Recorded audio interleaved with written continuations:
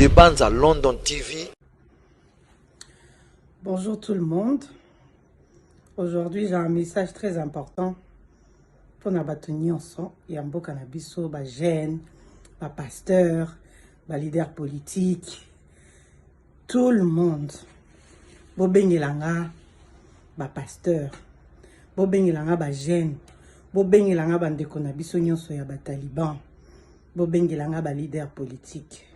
Pour une photo solo là, il faut deux fois qu'on se dise des vérités en face. Donc, pour na banda, na lingika na yebisa, ba jeunesse congolaise, ba tout nyonso oyo ba kotala ngai, boyeba ke ennemi congolais, aza congolais. Premièrement, pour na banda, ennemi na biso nanu, ya munene, aza Monsieur Joseph Kabila. Po ye muto a imposa ki biso Félix Antoine Tshilombo. Et puis ba ennemi mususu oyo balingi Congo te eza ba leader politique na biso. Po na minito ndenge makambo yeke na mboka na biso makambo nyonso ezoke bien te. Leader nyonso oyo azo encourager, azo soutenir Félix Tshisekedi akende lisusu ko se présenter na deuxième mandat à lingi mboka te. Biso nyonso tozo mona makambo ezoleka na mboka na biso, rien ne marche. Na kolinga na s'adresser beaucoup plus na bandeko na biso ya ba taliban oyo balinga ko finga bato, oyo balinga ko loba n'importe quoi sur les réseaux sociaux pour ceux qui mutu a critiquer régime ya Chileju, a commis ennemi, a commis cible à ma finga.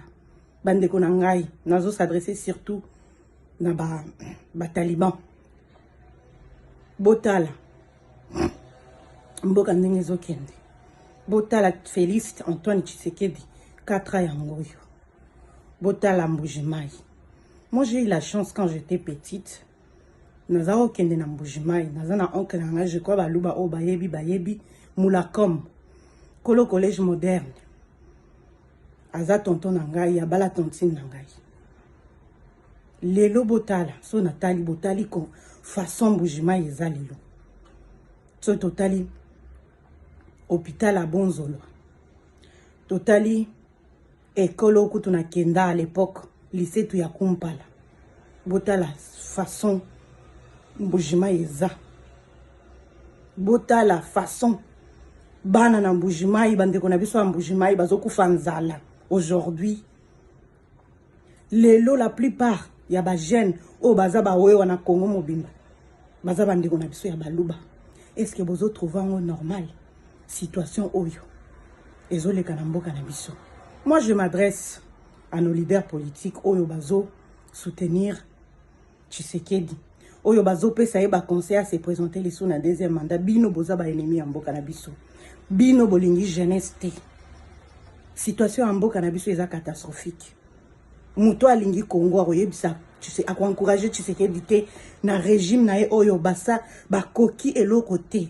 Depuis bazaki na pouvoir, scandale c'est scandale, corruption et nino tout ça. Et koki ko interpeller biso te.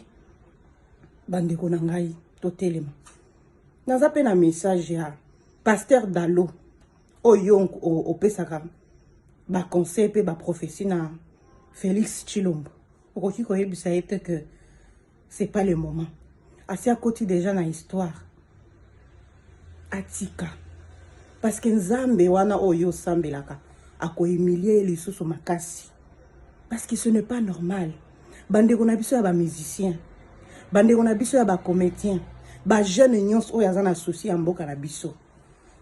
Tu sais Félix, tu sais que tu seras suite deuxième mandat, ça va faire 10 ans. Botala na 5 ans oyo ndenge asali. Bopesa lisusu mutu abongo 10 ans. 10 ans mboka na biso okende wapi? Tala situation ya sécurité. Bu nangana ti lelo eza na maboko ba Rwandais. Mboka na biso loko moko ezokende ya malonga te. Enseignement oyo balobaki kozala gratuit. Enseignement ya malonga eza te. Bato bazokufa na nzala surtout na Mbujimai kuna. Nzala.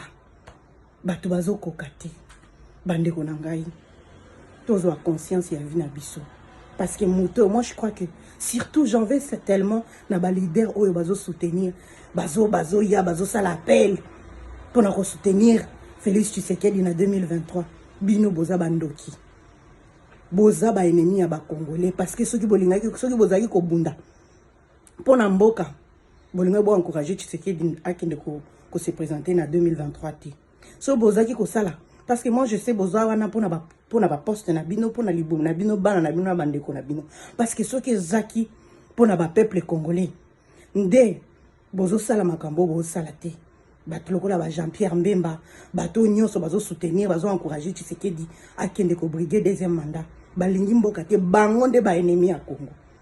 Il est temps totelema bota la situation bandeko na biso baluba bozo conscience bozo mona ngo normal ba wewa nyonso ba bêtise le lomboka et comme il y a sécurité bu nangana ti lelo eza na maboko ba Rwandais mboka na biso lelo moko ezokende ya malonga te enseignement oyo balobaki kozala gratuit enseignement ya malonga ezate bato bazokufa na nzala surtout na mbujima ekuna nzala bato bazokoka te bandeko na ngai tozwa conscience ya vie na biso parce que moto moi je crois que surtout j'en veux tellement na ba leader oyo bazo soutenir bazo ya bazo sala appel pour na soutenir Félix Tshisekedi na 2023 bino boza bandoki boza ba ennemi ya ba congolais parce que soki bolingaki soki bozaki ko bunda pona mboka bolinga bo encourager Tshisekedi akende ko se présenter na 2023 ti so bozaki ko sala parce que moi je sais boza wana pona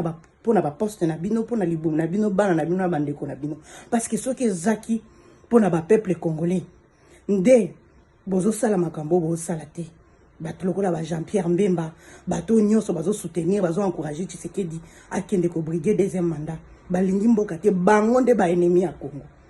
Il est temps totelema bota la situation bandeko na biso baluba bozo conscience bozo mona ngo normal ba wewa nyonso ba bêtise le lomboka et comme il rola loi état ezalaka te ba wewa basalaka loi bango moko soki problème bazo boma bazo beta bazo finga loi ezate bandeko na ngai bota la situation na mbujimai boza na bin donc pour azaka muluba pour azande kona bino il faut vous soutenir rien na ba bêtise na makambo nyonso ezoleka bozo mona te que to kiti vraiment mboka na biso vraiment na soni bandeko na ngai mutu nyonso ata awa na ba communauté internationale partout ba yebi to wana président moko ya faible akosala eloko te pona mboka bandeko na ngai tozwa conscience eza pona nga pona yo pona bana bandeko na yo pona avenir na biso soki totelemi lelo te ekozala trop tard mboka na biso ya mwana toza divisé regarde ce qui se passe na ba est kuna ce n'est pas possible totelema bandeko na ngai totelema totikela mutu oya sengeli oya koki ko relever mboka na biso to bima na place oyo toza lelo.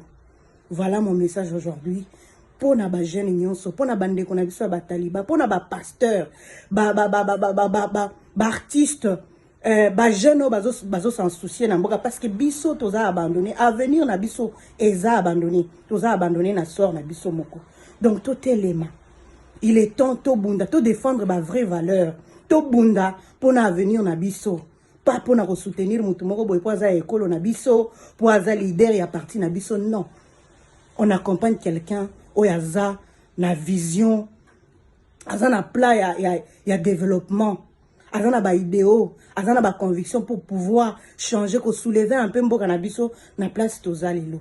Donc yangwana voilà mon message pour vous aujourd'hui. Je vous embrasse bien fort et je vous aime beaucoup.